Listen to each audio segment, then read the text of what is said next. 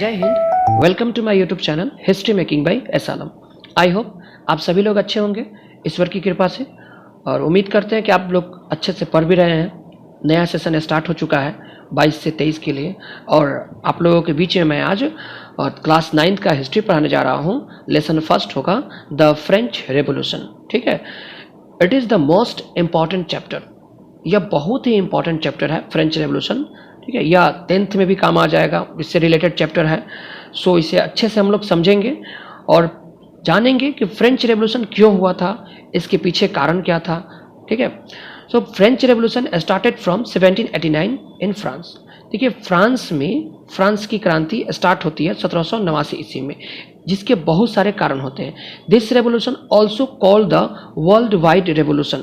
इस रेवोल्यूशन को हम विश्व की क्रांति कहते हैं। And open the I of the world. इस रेवोल्यूशन ने पूरे विश्व के आंखों को खोलने का काम करता है। जो मोनार्क सिस्टम के अधीन में था, जो नोबल्स को, क्लर्की को सारी सुविधाएं दिए जा रहे थे, लेकिन अदर जो स्टेट थे उन्हें कोई सुविधाएं नहीं मिल रहा था, मोनार्च को सुपरमेसी समझा जा रहा था। इस रेवोल्यूशन ने ओल्ड रिजिम को ही हिलाकर रख देता है।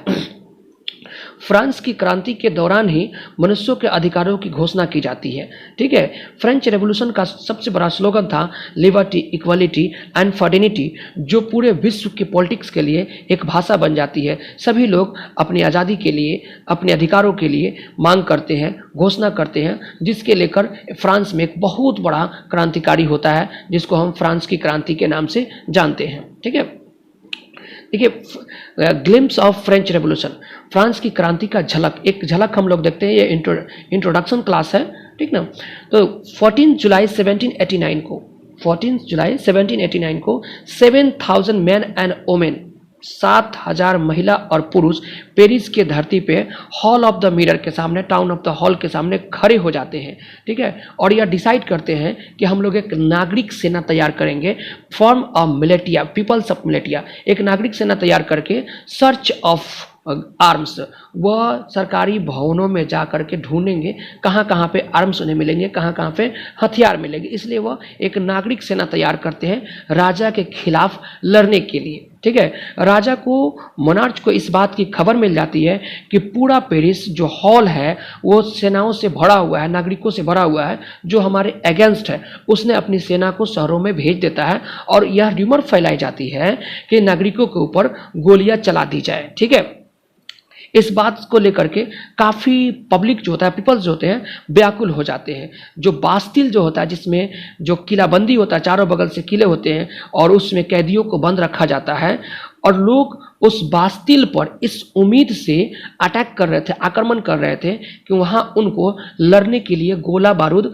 मिल जाएगा। ठीक है, और वो बास्तिल के जो कमांडर थे वह मारा जाता है, और उसमें 7 कैदी बंद थे बास्तिल में। ठीक है, उनको रिलीज कर दिया जाता है, ये लोग रिलीज करा देते हैं। ठीक है, बास्तिल जो जगह था, इस बास्तिल की जगह से सभी लोग नफरत कर रहे थे, क्योंकि it is the symbols of the despotic, या निरंकुश शासक का प्रतीक था, जिससे सब लोग नफरत करते थे, नहीं चाहते थे कि ऐसे शासकों का प्रतीक यहाँ पे रहे। ठीक है, और इसी वजह से जो राजा के द्वारा बास्तिल बनाया हुआ था उसे ये लोग डेमोलिश कर देते हैं, तोड़ देते हैं, और वहाँ के जितने भी जो सामाने होते हैं, जो ऑर्नामेंट्स होते हैं, ठीक है, उन सब को मार्केट में ले जाकर के बेच देते हैं। लोगों का गुस्सा इसलिए भी था कि आम पब्लिक का जो भोजन था वह ब्रेड था, जिसकी दाम बढ़ा दी गई थी। इसलिए भी लोग काफ़ी व्याकुल थे और पेरिस की धरती को घेरे हुए थे, राजा के खिलाफ जा रहे थे। ठीक है, यह आंदोलन तो पेरिस की धरती पे बड़े पैमाने पे चल ही रहा था कि देश के अलग अलग हिस्सों में भी यह खबर आग की तरफ फैलते चली जाती है। ठीक है, जैसे जैसे लोगों को इस बात की खबर मिलती है उस तरह से लोग इस पर रिएक्ट करते हैं। ठीक है, और इस तरह से रिएक्ट करते हैं जितना हम उम्मीद भी नहीं कर सकते हैं, जो फ्रांस की जनता उम्मीद भी नहीं कर सकती थी। ठीक है, यह एक चैन की तरह हो जाता है, पेरिस की धरती से होते हुए देश के अलग अलग हिस्सों में चैन की तरह स्टार्ट हो जाता है। और यह घटना एक अल्टीमेट घटना था, जिसने राजा को फांसी तक ले गया। इस क्रांति के विद्रोह की वजह से ही फ्रांस की राजा को उसे फांसी की सजा मिल जाती, जिसे गिलोटिन पर चढ़ाकर उसे 2 टुकड़े कर दिए जाते हैं। ठीक ना, ऑन पब्लिक के बीच में। ठीक है, यह और इस तरह की जो सजाएं दी जाती है, तो फ्रांस की जनता इतना उम्मीद भी नहीं कर सकती थी कि अगर हम लोग इस तरह के आंदोलन करते हैं तो इसका आउटकम, इसका परिणाम इस तरह से हो सकता है कि फ्रांस के राजाओं को फांसी मिल सकता है और हमें अपना अधिकार मिल जाएगा। ठीक है, तो ये इसका इंट्रोडक्शन है।